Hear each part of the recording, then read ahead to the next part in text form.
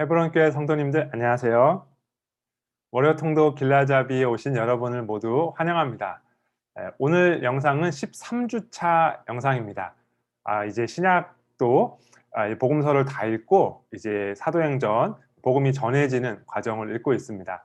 오늘 사도행전의 마지막 부분을 읽고 내일부터는 바울 서신을 읽기 시작합니다. 신약에 21권의 서신서가 있는데 그중에 13권이 바울 서신이에요. 이번 주에는 그중에서 상당 부분을 같이 읽을 예정입니다. 지난주까지 사도행전의 바울 전도 여행 1차, 2차, 3차 전도 여행을 다 살펴보았습니다. 이제 오늘은 이 예루살렘에 도착한 바울이 체포가 되어서 로마로 죄수의 신분으로 로마까지 가게 되는 그간의 이야기를 읽게 됩니다. 이렇게 해서 바울 사도를 중심으로 한 전도 여행을 다 읽고 나면 이제 내일부터 읽게 되는 로마서부터 다음 주에 끝이 나게 되는 바울 서신은 모두 이 바울의 전도 여행을 바탕으로 배경을 확인하고 읽을 수 있는 서신서들입니다. 네, 이번 주에는 로마서, 고린도전후서, 갈라디아서, 예배서, 빌립보서, 골로새서까지 읽고요. 다음 주에 데살로니가전서, 데살로니가후서, 그 다음에 목회서신이라고 불리는 디모데전후서, 디도서, 그리고 이제 또 한 명의 개인에게 보낸 빌레몬서까지 이렇게 읽으면 바울 서신을 모두 다 읽게 됩니다. 네, 화요일과 수요일은 로마서를 두 곳으로 나눠서 읽게 될 것이고요. 고린도전서, 후서 이렇게 하루씩 읽게 됩니다. 고린도전서는 로마서와 장수는 똑같은데요. 이 로마서는 8장이 9장 이후와 이제 좀 내용적으로 어느 정도 구분이 되어서 이렇게 단락을 지어서 읽으면 좀 더 집중해서 읽을 수 있는 유익이 있는 반면에 고린도전서는 처음부터까지 계속해서 이 고린도 교회의 문제 혹은 이슈에 대한 질문들이 이어져 나와요. 그래서 반을 나누는 것보다는 한꺼번에 읽는 것이 좋겠다고 생각이 되어서 하루에 읽도록 진행을 합니다. 고린도후서, 고린도 교회에 보낸 두 번째 편지 고린도후서를 금요일 날 읽고요. 토요일에는 갈라디아서, 그리고 주일에는 에베소, 빌립보서, 골로새서 세 권을 함께 읽습니다. 세 권이 다 이제 옥중 서신이어서 성격이 이제 비슷한 면이 있기 때문에 함께 읽으면 또 유익이 있겠습니다. 자, 그러면 각 요일별로 읽게 될 내용들을 간단하게 개요해 보도록 하겠습니다. 자, 지난주에 이제 예루살렘에 바울이 드디어 이제 도착을 했는데요. 바울이 체포된 뒤에 이 유대 동족들을 향해서 자신의 간증을 나눕니다. 바울을 잡은 천부장이 보니까 바울이 로마 시민이란 말이에요. 그래서 로마 시민을 함부로 자신이 어떻게 하면 안 되겠다 싶어서 총독에게 이제 바울을 보내게 되는데 그 당시 총독이 벨릭스였습니다. 그래서 벨릭스에게 바울이 한번 복음을 전해요. 그리고 다음 총독인 베스도에게도 또 전도를 하게 됩니다. 이때 이제 아그리빠 왕이 함께 와서 이 베스도와 아그리빠 모두에게 복음을 전하게 되는데 성도님 잘 기억하시겠습니다만 원래 유대 지역은 헤롯 대왕이 혼자 다스리고 있었죠. 그래서 예수님께서 태어날 당시에 헤롯 대왕이 그 당시의 왕이었고 예수님을 죽이려고 했었어요. 그런데 헤롯 대왕이 죽은 이후에 땅을 이제 여러 아들들에게 나누어 줍니다. 유대 지역을 나누어 준 왕은 아켈라오라는 왕이었는데 이 아켈라오가 너무 난폭해가지고 도저히 유대 땅을 다스릴 수 없다라고 해서 그 유대 지역만 총독이 와서 다스리는 그런 체제로 전환이 됩니다. 그래서 예수님을 십자가에 못 박게 한 빌라도가 바로 유대 지역의 총독이었어요. 그 이후에 이제 여러 총독이 이어지다가 바울 당시에 벨릭스가 총독이 된 것이고 이어서 베스도 총독이 된 것입니다. 아그리빠는 갈릴리 지역을 다스렸던 왕인데 베스도 신임 총독한테 인사하러 왔다가 이렇게 바울의 복음을 듣게 됩니다. 이러한 과정들을 통해서 이제 바울이 나는 로마 시민이니까 로마 황제에게 재판을 받겠다라고 해서 이제 로마로 가기로 결정이 되고 로마로 향하는 이야기 그리고 로마에 도착해서 바울이 하나님 나라를 전하고 복음을 전했다라는 이야기로 사도행전이 마치고 있습니다. 우리가 이 사도 바울의 전도 여행에 비해서 이 뒷부분은 이렇게 주의를 많이 기울이지 않는 경향이 있는데요. 사실 이 뒷부분도 굉장히 중요한 부분들입니다. 바울이 이 간증이나 전도들을 통해서 자신이 예수님을 만난 이야기를 계속해서 반복하고 있고 그리고 이 모든 과정을 통해서 바울이 어떠한 정죄를 받을 만한 일이 없다라는 것을 계속해서 확인하고 있습니다. 마치 예수님께서 빌라도에게 3번 죄 없다라는 판정을 받은 것과 비슷하게 바울도 계속해서 이런 과정들을 겪을 때마다 바울에게는 죄가 없다. 또 바울이 전하는 복음에도 죄가 없다. 이런 것을 계속해서 우리에게 알려주고 있습니다. 그리고 로마로 가는 이 여정을 통해서 당시에 많은 사람들이 바다나 이런 것을 이제 신의 심판이라고 생각했는데 바울이 이 폭풍 속에서도 살아남음으로써 이 하늘로부터 무죄 판정을 받았다라는 것을 암시하면서 마지막에 복음을 끝까지 전하는 이야기로 28장을 마무리하고 있습니다. 그리고 우리가 너무나 잘 아는 대로 이 28장의 그러한 마무리는 우리로 하여금 계속해서 하나님 나라 복음을 전하라는 사명을 전해주는 사도행전 29장을 쓰기를 요청하는 그런 내용으로 마무리되고 있죠. 그럼 이제 바울 사도의 전도 여행을 바탕으로 배경으로 하고 바울이 쓴 서신서들을 읽어보도록 하겠습니다. 먼저 첫 번째로 읽을 서신서는 로마서입니다.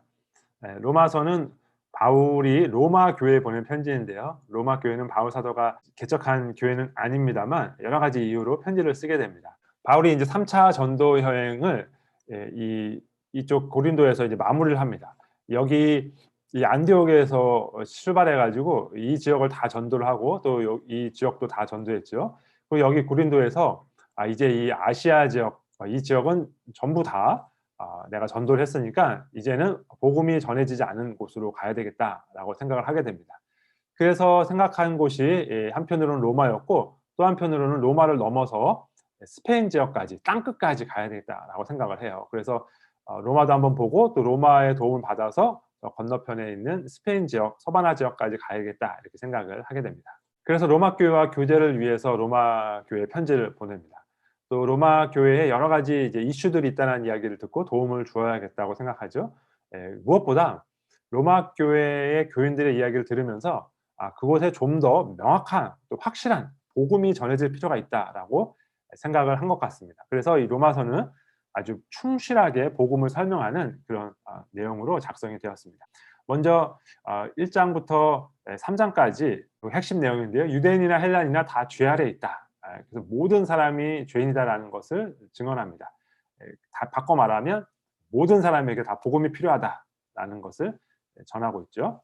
그리고 이 8장에 이르기까지 한편으로는 우리 원수의 강력한 무기, 이 죄와 그의 결과인 사망의 위험이 계속해서 반복이 되고 있습니다. 그리고 그러한 위협에 대항하는 하나님의 선물, 하나님의 은혜, 우리가 믿음으로 얻게 되는 영생에 관하여 계속해서 또 반복해서 설명하고 있습니다. 그래서 이 8장은 이 내용들을 종합한 놀라운 하나님의 은혜를 확인시켜주는 내용으로 1장부터 8장까지가 이어집니다. 수요일에는 로마서 9장부터 16장까지를 읽습니다. 이 8장까지의 내용과 약간 이제 좀 구분이 되는 내용으로 보이기 쉬운데요.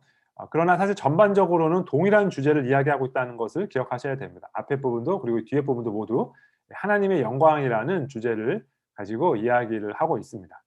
그런데 이제 구체적인 내용은 조금 이제 다른 내용들을 이야기하는데 이 9장부터 11장까지는 이스라엘과 이방인의 관계에 대하여 이야기를 하고 있습니다. 아마도 이 로마 교회에 그 유대인 출신과 또 이방인 출신 그리스도인들 간에 갈등이 있었던 것으로 보입니다. 그 문제를 이야기하면서 우리의 시선을 하나님의 영광에 두어야 한다. 물론 앞에서도 우리의 죄성에 대해서 그리고 그것을 이겨낼 수 있는 하나님의 은혜에 대해서 이야기하면서 포커스를 하나님께 두었죠.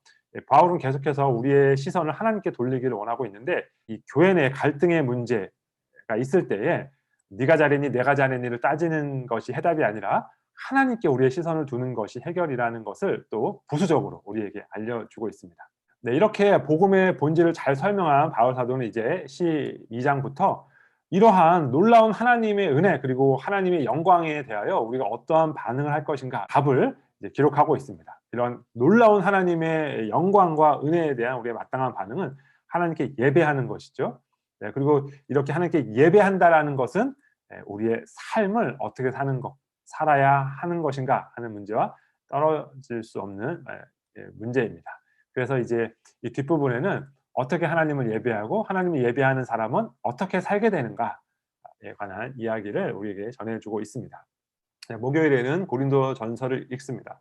앞에서 이제 잠깐 말씀드린 것처럼 계속해서 이 문제들과 이슈들에 대하여 언급을 하고 있기 때문에 이렇게 단락을 나누는 것은 큰 의미가 없을 것 같습니다. 분쟁, 음행, 소송, 결혼, 우상의 제물, 사도권, 우상 숭배, 남자와 여자, 성만찬, 성령의 은사, 부활, 너무나 많은 문제들을 이제 다루고 있어요. 그래서 한꺼번에 읽으면 좋겠습니다.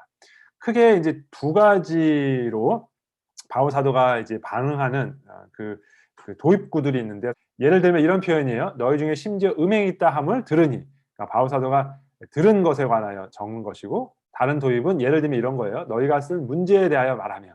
그러니까 이 고린도 교회에서 문제를 가지고 바울 사도한테 와서 어떻게 이 문제를 해결해야 되겠습니까? 라고 물었던 것이 한 부류가 있고, 또 바울 사도가 들은 문제들이 있어요. 고린도 교회에서 묻지는 않았지만 바울 사도가 듣고 이건 내가 지적해야 되겠다, 이렇게 생각한 겁니다. 지금 바울 사도가 3차 전도 여행 중이에요. 3차 전도 여행은 대부분의 시간을 이 에베소에서 말씀을 증거하는 시간으로 보냈는데요. 바울 사도가 에베소에서 말씀을 전하고 있을 때에 고린도 교회 교인들이 바울 사도를 찾아와서 여러 가지 물어본 것이죠. 그래서 그 질문에 대한 답도 하면서 또 바울 사도가 들었던 문제에 대해서도 말씀을 전하는 것입니다. 네, 그래서 고린도전서는 참으로 문제 많은 오늘날의 우리 교회들에게 여러 가지 실질적인 해결에 관하여 많은 도움을 줍니다. 그리고 무엇보다 이러한 모습들에도 불구하고 고린도 교회를 하나님의 교회다, 그리고 성도들 거룩한 무리다라고 불러주시는 하나님의 은혜를 우리가 다시 한번 기억해 볼 수 있겠습니다. 네, 고린도후서는 바울이 이제 오랫동안 고린도 교회와 교제하면서 많이 이제 정이 쌓인 것 같아요. 그런데 정이 이제 고운 정도 참 좋지만 미운 정이 정말 무섭잖아요. 바울이 고린도 교회와 참 이 미운 정, 고운 정이 다 들면서 굉장히 개인적인 그런 마음을 많이 토로하는 편지가 이 고린도후서입니다. 비온 뒤에 또 땅이 굳는다고 하잖아요. 그래서 바울이 이 고린도 교회에 좀 자신의 마음, 애정, 또 애틋함을 좀 잘 표현한 편지가 고린도후서입니다. 바울이 많이 갈등을 겪게 됐던 이유는 이 교회에 바울을 대적하는 사람들이 있었기 때문인데요. 이 대적들이 여러 가지 형태로 바울을 좀 괴롭혔던 것 같습니다. 바울이 사도이면서 고난을 많이 당하니까 하나님의 능력이 없는 거 아니냐, 그리고 바울이 이 글만 번지르르 하고 말은 왜 이렇게 못하냐, 뭐 이런 것들로 바울을 대적하는 사람들이 많이 있어서 바울이 많이 힘들어했는데요. 그럴 때마다 자신의 그 약함 가운데에서 하나님의 강함이 드러나게 된다. 나는 질그릇이고 나는 보잘것없지만 내 안에 진주 보배인 예수님이 드러나니까 오히려 기쁘다, 이렇게 바울 사도가 설명하는 것을 우리가 볼 수 있게 됩니다. 그래서 고린도전서가 우리 교회의 문제에 대해서 우리에게 좀 많은 실질적인 도움을 준다면, 물론 우리가 교회적으로 해석을 해야 되겠습니다만 개인적으로도 우리가 좀 절망하고 낙담하게 될 때 우리가 또 큰 힘을 얻게 되는 그런 서신서인 것 같습니다. 자, 이제 토요일에는 갈라디아서를 읽습니다. 갈라디아서 1장부터 6장까지인데요. 이제 1장, 2장, 또 3장, 4장, 5장, 6장을 제가 이렇게 제목을 붙여봤습니다. 바른 복음, 바른 칭의, 바른 삶. 내용이 이렇게 인위적으로 딱딱 떨어지는 것은 아닌데요. 대략적으로 좀 이해하시는 데 도움을 좀 드리려고 이렇게 제목을 한번 붙여봤습니다. 1장과 2장 바른 복음이라고 제목을 지었는데요. 바울 사도가 이렇게 강력하게 선언하죠. 다른 복음은 없나니. 그러니까 이 교회에 다른 복음을 가지고 와서 그걸 전하는 사람들이 있었는데 아주 단호하게 다른 복음은 없다, 복음은 오직 바른 복음밖에 없다, 이렇게 선포를 하는 것입니다. 그리고 3장과 4장은 바른 칭의, 이렇게 했는데요. 율법을 잘 지켜야 이 칭의가 완성된다라고 하는 사람들 때문에 바울 사도가 아니다, 율법으로 우리가 의롭다움을 받는 것이 아니고 믿음으로 의롭다움을 받는다라는 것을 강력하게 선언하는 내용입니다. 이 율법이 하는 일은 초등교사가 돼서 우리를 그리스도로 인도하는 것이다. 거짓말하지 말아라, 살인하지 말아라, 이런 율법들을 제대로 알면 누구를 미워하는 것, 사소한 거짓말들도 모두 죄라는 것을 깨닫게 되고, 그러면 내 힘으로 할 수 없다는 것을 알게 되어서 우리를 그리스도에게로 인도하게 된다는 것이죠. 그래서 우리로 궁극적으로 의를 얻을 수 있는 방법, 믿음으로 말미암아 의롭다함을 얻게 된다라는 사실을 잘 선포하고 있습니다. 그러니까 우리가 구원 얻는 방법은 믿음으로 말미암아 그리스도께 인도되어서 그리스도가 주시는 그 은혜로 말미암아 의롭다함을 얻게 된다는 것이죠. 5장과 6장은 바른 삶이라고 했는데요. 그러니까 이제 이 앞의 내용들을 알게 되면 어떻게 살아야 되는가?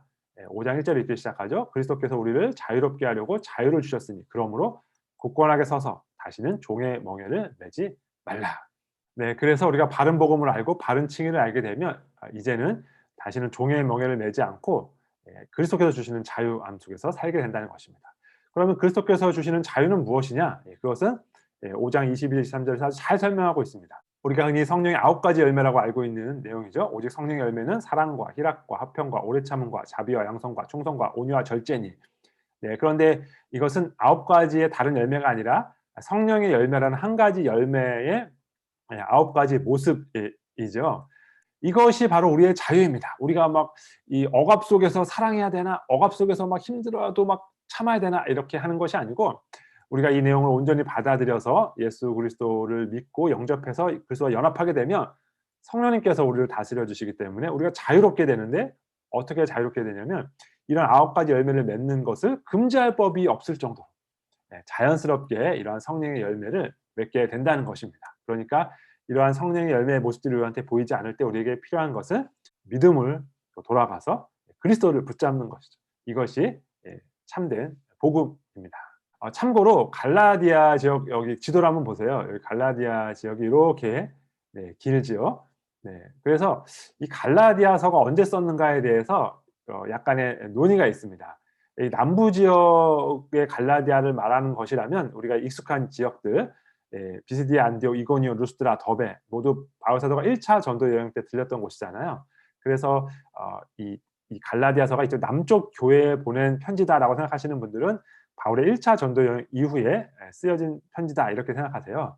이 북부 지역에 있는 갈라디아 지역의 교회에 보낸 편지라고 생각하시는 분들은 이 지역은 1차 전도 여행 때 거치지 않고 2차 전도 여행에 거친 지역이기 때문에 2차 전도 여행 이후에 쓰여진 편지다 이렇게 생각하시는 분도 계십니다. 네, 일반적으로 갈라디아서를 읽으실 때는 크게 신경 쓰지 않아도 되겠습니다. 궁금해하시는 분들이 계셔서 말씀드렸습니다. 자, 이제 주일날 예배소서, 빌립보서, 골로새서를 읽습니다. 바울이 모두 로마 감옥에서 쓴 편지들이고요. 대체적인 내용들은 잘 알고 계시기 때문에 구체적으로 어떤 내용들이 있는지는 말씀드리지 않겠습니다. 예배소서는 3차 전도 여행 때에 바울이 3년 동안 머물며 복음을 전하는 곳이고요. 빌립보서는 2차 전도 여행 때 유럽 지역에 최초로 설립한 교회이죠. 그리고 골로새 교회는 바울이 개척한 교회는 아닌데 아마도 에베소에서 오랫동안 사역할 때에 복음을 전해들은 사람이 아마도 에바브라일 것으로 추측되는 골로새 지역에 가서 세운 교회로 보여집니다. 네, 이 지도를 보시면 예배소가 여기 항구 도시고 골로새가 이 내륙에 있어요. 그래서 아마도 바울이 로마에서 골로새로 편지를 보낼 일이 있었잖아요. 이 빌레몬에게 편지를 보내기 위해서 또 빌레몬에게 보내면서 골로새 지역 교회에도 이제 편지를 보내는데 가는 길이었기 때문에 에베소에도 들렸을 것이다. 많이 이렇게 이제 생각을 합니다. 골로새 지역은 이 편지에 히에라볼리와 라오디게아가 등장을 하는데요.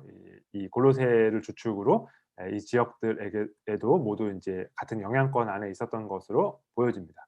우리가 요한계시록을 볼 때도 이 지역들이 아주 익숙하게 보이실 텐데 라오디게아에 보낸 편지를 잘 이해하기 위해서는 히에라볼리와 골로새 지역에서 이제 받아들이는 수원, 물에 관한 내용을 또 이해하면 라오디게아를 이해하는 데 도움이 많이 되죠.